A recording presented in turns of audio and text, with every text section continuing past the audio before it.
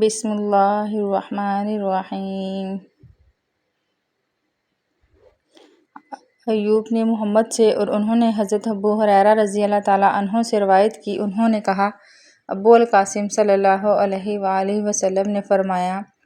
بے شک جمعے کے دن میں ایک گھڑی ہے، کوئی مسلمان بھی کھڑا نماز پڑھتے ہوئے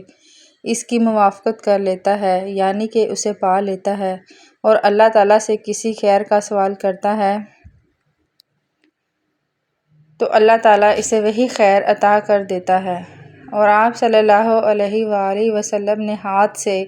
اس کے قلیل اور کم ہونے کو بیان کیا۔ ابو زناد نے اعرج سے اور انہوں نے حضرت ابو ہریرہ رضی اللہ تعالیٰ عنہ سے روایت کی کہ نبی کریم صلی اللہ علیہ وآلہ وسلم نے فرمایا، بہترین دن جس میں سورج نکلتا ہے جمعے کا ہے، اسی دن آدم علیہ السلام کو پیدا کیا گیا تھا، اور اسی دن انہیں جنت میں داخل کیا گیا تھا، اور اسی میں انہیں اس سے نکالا گیا، خلافت ارضی سونپی گئی، اور قیامت بھی جمعے کے دن ہی برپا ہوگی۔ صالح مومنوں کے لیے یہ انعام عظیم حاصل کرنے کا دن ہوگا۔